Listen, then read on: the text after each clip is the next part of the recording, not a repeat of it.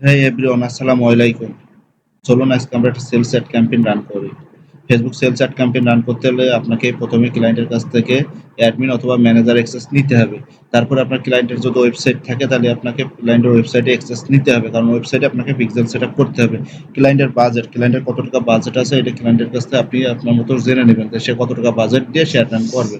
তারপর ক্লায়েন্টের লোকেশন, যদি তার কোনো লোকেশন যদি চুজ থাকে তাহলে সেই লোকেশন অনুযায়ী আপনি তার অ্যাড রান করবেন, নতুবা আপনার মতো আপনি কম্পিউটার অ্যানালাইসিস করে তার লোকেশন অনুযায়ী অ্যাড রান করবেন।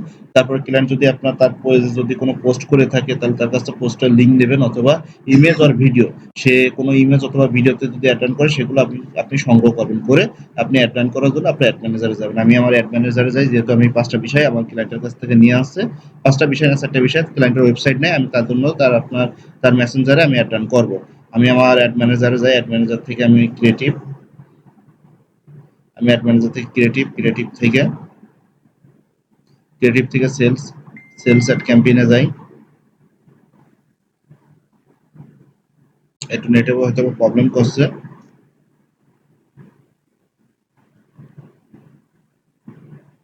সেলস অ্যাট ক্যাম্পেইন, এরপরে আমি এখানে অ্যাড ক্যাম্পেইন নেম আমি পেজের নাম দিয়েছি টেকআরপিডি সেলস অ্যাট ক্যাম্পেইন ক্লায়েন্ট 10 দিনের জন্য রান করবে, 26 তারিখ থেকে, আগামীকাল থেকে আমি তা দিয়ে দিই। 26/6/2000 থেকে 05/07/26 10 ডেজ 20 ডলার, 10 ডেজ $20।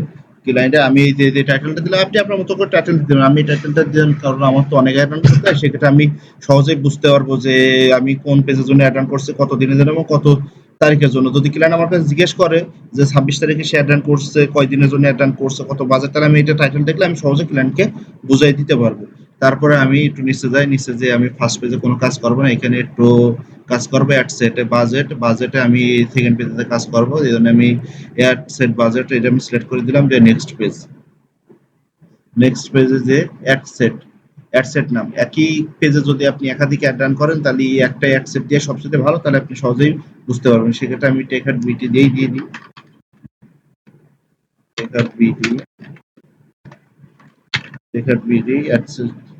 আমার এর আগে অ্যাড রান করা আছে, যার জন্য চলে আসলো একই সেট রাখলাম। তারপর কাস্টম লাইফ সাইকেল স্টোরেজ, এখানে আপনার একটা বিষয় আছে বোঝার, যে আপনার যদি নতুন পেজ হয় তাহলে get conversion for all audience এটা আপনার সিলেক্ট করা বেটার। আর আপনার যদি পুরাতন পেজ হয়, আপনি একাধিকবার অ্যাড রান করছেন, আপনার পিক্সেল সেটআপ আছে, সবকিছু সেটআপ আছে, তাহলে আপনি নিচেটা সেট করেন নিউ কাস্টমার, তাহলে আপনার ফেসবুক তার মতো সে কাস্টমার সিলেক্ট করে দেবে। আর আমাদের তো প্রথম এর আগে অ্যাড রান করছে এবং এটা দ্বিতীয় অ্যাড রান, সেক্ষেত্রে আমার কাছে পর্যাপ্ত ডাটা না থাকার কারণে get conversion for all audience ফেসবুকের মতো আমার কাস্টমার খুঁজে দেবে। আমি সিলেক্ট করে দিলাম, সিলেক্ট করে দেওয়ার পরে আমি কনভার্সন থেকে ওয়েবসাইট, আমাদের তো ওয়েবসাইট নাই, সেহেতু আমি মেসেজিং অ্যাড সেট করব। আমি এখানে মেসেজ ডিরেকশন থেকে মেসেজ দিয়ে দিলাম, মেসেজটা সিলেক্ট করে দিই। এরপরে ফেসবুক পেজ থেকে আমি কোন পেজে অ্যাটেন্ড করব আমি এটা একটু সিলেক্ট করে দিই। আমি টেকার ভিডিও আমি পেজের নাম সিলেক্ট করে দিলাম, পেজের নাম সিলেক্ট করে দিয়ে আমি মেসেজ ডিরেকশন, আমি মেসেজ কিসে নেব, আমি মেসেজ দুইটাতেই নেব, হোয়াটসঅ্যাপেও নেব এবং ফেসবুকেই নেব। আমি দুইটাতেই মেসেজ সিলেক্ট করে দিলাম, দেওয়ার পরে ম্যাক্সিমাম নাম্বার অফ কনভার্সন, এখানে পটেনশিয়াল গোলটা আমি সিলেক্ট করে দিই। ম্যাক্সিমাম নাম্বার অফ কনভার্সন, আমাকে কনভার্সন যদি হয় তাহলে সে আমার কাছে টাকা কেটে নেবে, যে কনভার্সন হলে টাকা কেটে নেবে, এটা সিলেক্ট করে দিলাম। এখানে বাজেট অ্যাড শিডিউল বাজেট, আমি বাজেট থেকে এখানে ডেইলি বাজেট সিলেক্ট করে দিয়ে আমি ক্লায়েন্টের বাজেট হচ্ছে $20, $20 দিয়ে দিলাম। $20 কত তারিখ থেকে, এখানে ডেটটা সিলেক্ট করে দিই। 26 থেকে, এই অ্যাডটা চলবে কত, 26 তারিখ সকাল 8টা থেকে, আগামীকাল সকাল 8টা থেকে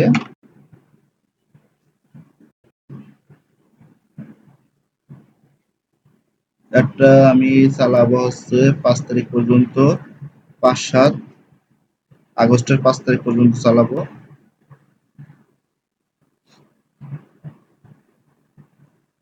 আগস্টের 5 তারিখ 11টা 50 PM। এটা আমি সিলেক্ট করে দিলাম।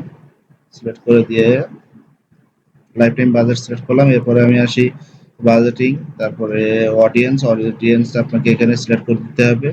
এখানে এটা হচ্ছে আপনার মূল বিষয়, এই যে অডিয়েন্স। অডিয়েন্স থেকে আপনার কোন অডিয়েন্সদের আপনি দেখাবেন, এটা হচ্ছে মূল বিষয়। এখানে আমি পুরো বাংলাদেশকে দেখাবো, কারণ ক্লায়েন্টের আছে এটা একটা ম্যাজিক বুক। ম্যাজিক বুক তো সেক্ষেত্রে সারা বাংলাদেশে দেখাবো, সারা বাংলাদেশে সে সেল ধরবে। এই জন্য তার কোনো লোকেশন নেই, আমি সারা বাংলাদেশে সেল করার জন্য আমি অল বাংলাদেশ দিয়ে দিলাম। এরপরে নাম্বার 18+, তারপরে স্ক্রোল,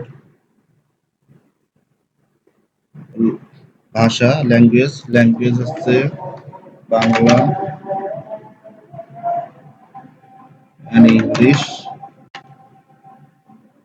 আমি ল্যাঙ্গুয়েজটা সিলেক্ট করে দিলাম দুইটাই।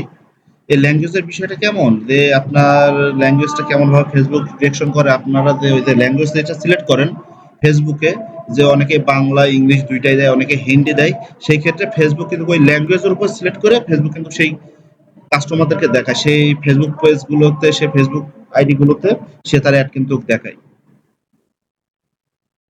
শো সেটিং থেকে যাই, আমি শো সেটিং থেকে এজটা আমি সিলেক্ট করে দিই।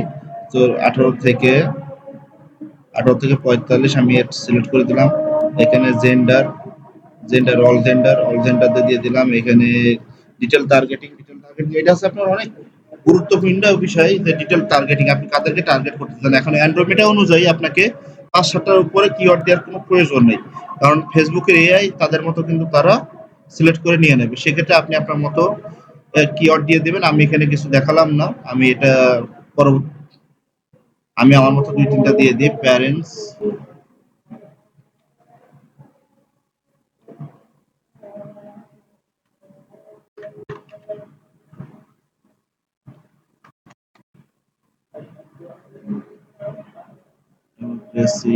প্যারেন্টস, আমি এখানে অল প্যারেন্টস দিয়ে দিলাম। আমি এখানে একটা সিলেক্ট করি, অল প্যারেন্টস দিয়ে দিই, আর আরো দুটো একটা দিয়ে দিই, আমি দেখি।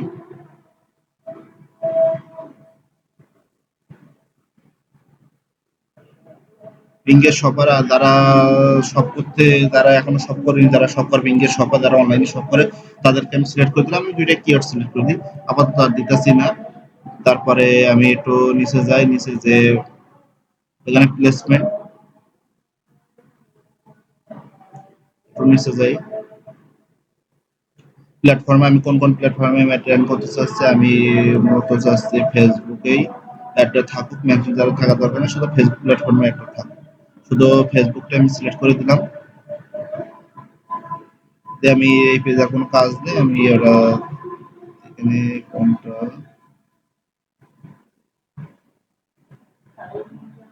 লাইফ টাইম বাজেট একটু দেখি।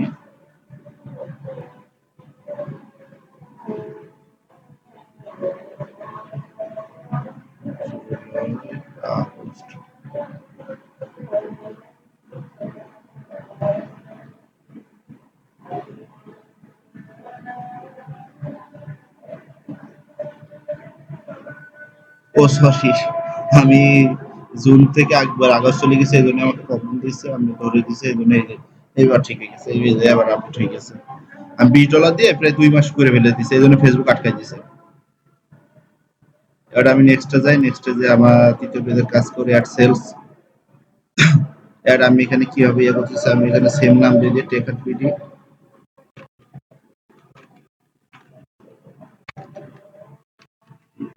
আমি সেম নাম দিই, আমি দিলাম। দিয়ে এখানে অ্যাড সেটআপ থেকে এক্সিস্টিং পোস্ট কমপ্লেন্ট, এর আগে আপনার পোস্ট করা আছে, যার জন্য এক্সিস্টিং পোস্টটা দিয়ে দিলাম। এক্সিস্টিং পোস্ট থেকে আমি পোস্টটা চেঞ্জ করি।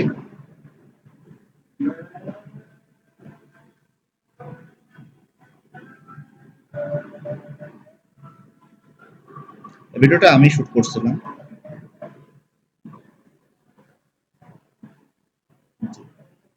এক্সিস্টিং পোস্ট আমি সিলেক্ট করে দিলাম। সিলেক্ট করে দিয়ে আমি এই যে পাবলিশ দিলে আপনার পাবলিশড হয়ে যাবে। তারপর আমি একটা রিভিউ দিয়ে দেখি, এখানে রিভিউ দিয়ে সিস্টেম আছে।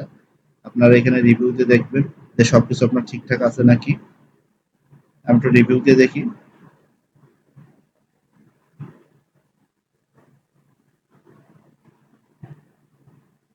এখানে $20, এখানে মেসেঞ্জিং অ্যাড, এখানে পেজের নাম ঠিক আছে, এখানে $20 কত তারিখ থেকে শুরু হবে, কত তারিখে শেষ হবে, আমার এখানে প্লেসমেন্ট সবকিছুই ঠিক আছে। জি, এখন আমি পাবলিশ দিলে পাবলিশড হয়ে যাবে। এইভাবে আপনি মূলত ফেসবুকে অ্যাড রান করবেন।